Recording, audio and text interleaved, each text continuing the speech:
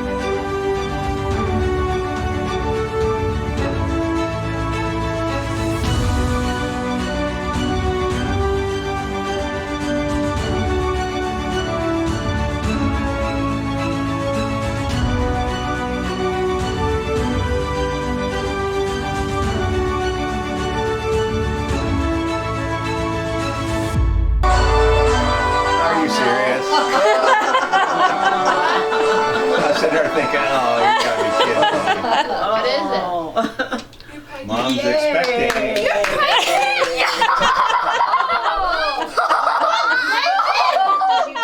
So our kids were thrilled, our family was thrilled, and everything seemed to be normal until we went in for our first appointment. And that's when we discovered that there would be no baby. Despite my body taking it and running with it normally for nearly 10 weeks, there was what's called a blighted ovum, where there was a gestational sac and a placenta, a yolk sac, but no baby, no visible baby that had ever formed. It was just really deeply disappointing. We were very sad. The kids were obviously really disappointed and upset. They have wanted another sibling even longer than Daddy and I have. So they were very upset and disappointed. And then everything happened really fast. We went from we're really sad, but everything's okay, to midday, Mother's Day, I started bleeding very hard, and the PA at my OB's office had given me some warning signs to look out for, and when I well exceeded the dangerous bleeding levels, we called and they told us to go to the ER. So I spent Mother's Day in the emergency room, miscarrying was very, very weak and shaky, and I had to have fluids to really kind of stabilize. So I have been here laying on my bed for the last week trying to rest and recover and get my strength back. I do have things coming up that I am really excited about and looking forward to, but I do need my physical strength back to accomplish them. So I have been working really hard this week to rest and recover. And the good news is there is no medical reason, there's no problem or issue that would hinder us from hopefully potentially having more children yet. That was one of the first questions the kids asked was, do you still want to have another baby? And yes, we do. So we are hopeful. We're sad, but we're hopeful. As I've been laying here on my bed recovering for the last week, I debated whether to do this at all. And there were two things that occurred to me. One, I want to remember the excitement, and particularly our kids. I want to remember our kids' excitement and just how thrilled they were to find out they were having another baby. A lot of people wonder, like, do kids like being in a large family, or do they, begrudge us having so many of them? And for our family in particular, the kids would be the first to tell you that they would want more, that they would want more siblings.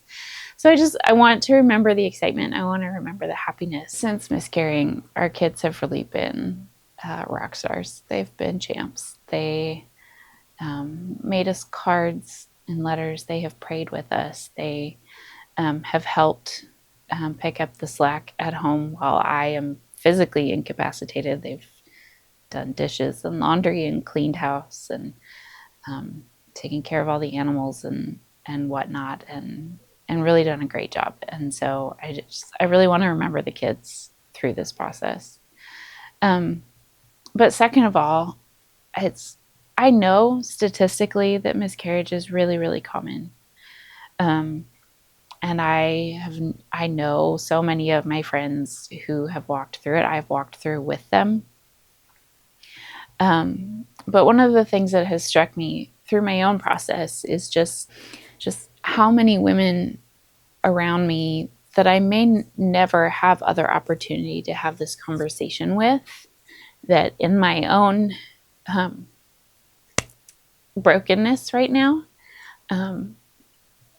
have had the opportunity to come forward and say, yeah, me too. It sucks. Me too. That I probably would never have had this conversation with them naturally. And so I just, for all of you out there watching this, who are also saying, yeah, me too. I wanted to create this place where we may never talk about this in normal conversation with people, but it matters. It matters, and it's real, and it's hard. I just wanted this to be the safe place for everyone to say, yeah, me too.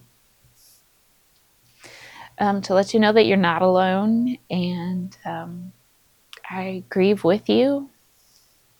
So that's why I decided to share ultimately. I want to acknowledge my kids and how incredible and supportive they have been. What a huge comfort it has been to me to have my children around me, but also to acknowledge for all of the rest of you out there, and just make space for all of the me too's.